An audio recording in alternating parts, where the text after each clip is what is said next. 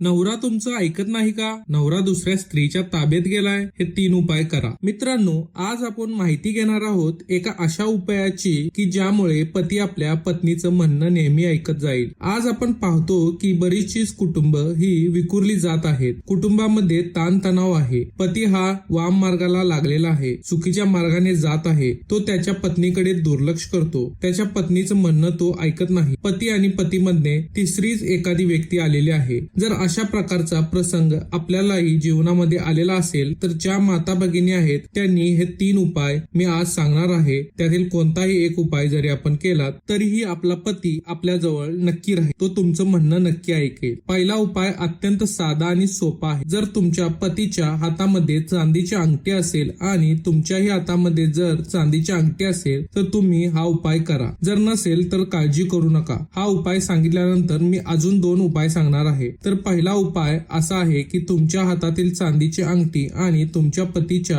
हातातील चांदीची अंगठी, बोटातील चांदीची अंगठी या आपण घ्यायची आहेत आणि त्यांना एखाद्या लाल दोऱ्याने आपण घट्ट बांधायचं आहे. लक्षात घ्या, लाल दोरा घ्यायचा आहे आणि घट्ट बांधायचा आहे. बांधताना 7 गाठी मारायच्या आहेत. लक्षात घ्या, मोजून 7 गाठी आपण मारायच्या आहेत. आणि नंतर जी आपली सिंदूरची डबी असते ज्यामध्ये तुम्ही कुंकू ठेवता, सौभाग्याचं लेन आपण मानतो, तर कुंकवाची डबी घ्यायची आहे आणि या कुंकवाच्या डबीमध्ये या दोन्ही ज्या रिंग्स आहेत त्या आपण त्यामध्ये, अंगठ्या ज्या आहेत ते आपण या सिंदूरच्या डबीमध्ये ठेवायचे आहेत आणि अशी ही डबी आपण आपल्या तिजोरीमध्ये ठेवून द्या. हा उपाय करताना तो तुमच्या पतीला सांगून केला तरी चालेल, अगदी नळकत केला तरी ही चालेल. असा उपाय केल्यानंतर तुम्हाला दिसेल की आपला पती जो आपल्यापासून दूर गेला होता तो आता आपल्या जवळ येऊ लागलाय. तुमचं म्हणणं तो ऐकू लागलेला आहे. तुमच्यावरील दुर्वा हा संपुष्टात येईल. असा हा उपाय केल्यानंतर ती अंगठी तुम्ही त्याच ठिकाणी ठेवू शकता. कायमस्वरूपी काही हरकत नाही. दुसरा जो उपाय आहे अतिशय साधा सोपा आहे.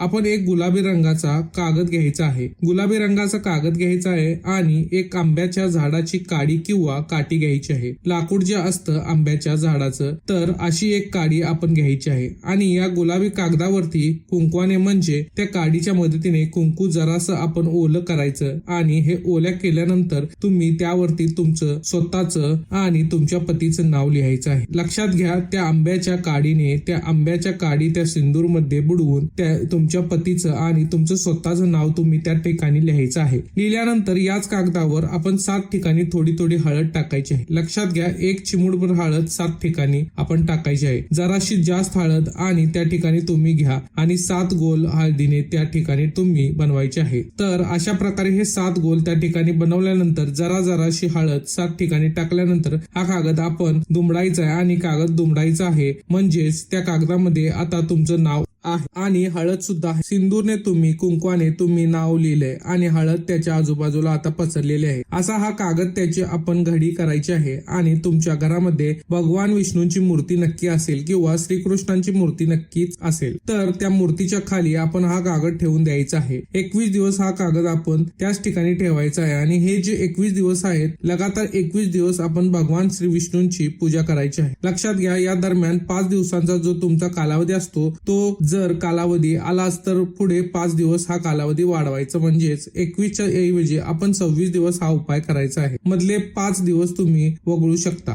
असं केल्याने तुम्हाला दिसेल की तुमचा पती हा तुमच्यावर पहिल्यासारखं प्रेम करू लागलाय किंवा त्याचं जर तुमच्यावर कधीच प्रेम नव्हतं तरी सुद्धा तुमच्यावरती प्रेम निर्माण होईल. त्याला तुमच्याविषयी आकर्षण निर्माण होईल. अतिशय साधा सोपा उपाय आहे. 21 दिवसानंतर हा कागद काढून तुम्ही एखाद्या वाहत्या पाण्यामध्ये प्रवाहित करू शकता. वाहतं पाणी जर नसेल तर एका तुमचं घरातलं भांड घ्या, त्या भांड्यामध्ये पाणी घ्या आणि त्यामध्ये हा कागद तुम्ही बुडवा. बस, अतिशय साधा सोपा उपाय आहे. तिसरा जो उपाय आहे यासाठी आपल्याला काही कपडे लागणार आहेत. कोणत्याही प्रकारचे तुमच्या पतीचे 5 वस्त्र तुम्ही घ्यायचे आहेत. पॅन्ट घेऊ शकता, शर्ट घेऊ शकता, रुमाल घेऊ शकता, बनियन घेऊ शकता, कोणतेही वस्त्र की जे तुमच्या पतीने वापरलेले आहे. अशी 5 वस्त्र आणि तुम्ही स्वतः वापरलेली 7 साड्या किंवा 7 ड्रेस आपण घ्यायचे आहेत. हे 7 वस्त्र तुमचे असं केल्यानंतर आपण सर्व सर्वप्रथम 3 जे जोड आहेत तुमचे स्वतःचे 3 कपडे तुम्ही खाली ठेवणार आहात. त्याचवरती तुमच्या पतीचे 5 वस्त्र ठेवणार आहात आणि त्याच्यावरती तुमची उरलेली 4 वस्त्र. लक्षात घ्या, सर्वात खाली तुमची स्वतःची 3 वस्त्र, पत्नीची, त्याच्यावर पतीची 5 वस्त्र आणि वरती तुमची उरलेली 4 वस्त्र. तर अशा प्रकारे ही 7 वस्त्र आपण एकावर एक ठेवणार आहोत. आणि हा जो गट्टा आहे कपड्यांचा, हा आपण एखाद्या लाल कपड्यामध्ये किंवा तुम्ही एखादी लाल ओढणी सुद्धा घेऊ शकता, त्यामध्ये आपण बांधायचं आहे, घट्ट बांधायचं आहे आणि एखाद्या अलमारीमध्ये किंवा एखाद्या तुम्ही ज्या ठिकाणी कपडे साठवता, कपाट वगैरे असेल त्या ठिकाणी ठेवून द्यायचं आहे. उपाय संपलेला आहे. तुम्हाला दिसेल की काही दिवसातच तुमच्यातील संबंध पूर्ववत होतील. तुमचा पती तुमच्यावरती पहिल्यासारखं प्रेम करू लागेल. तर अशा प्रकारचे हे 3 उपाय अतिशय साधे सोपे सरळ उपाय आहेत. तुम्ही करून पहा, नक्की तुम्हाला फरक जाणवेल. धन्यवाद मित्रांनो.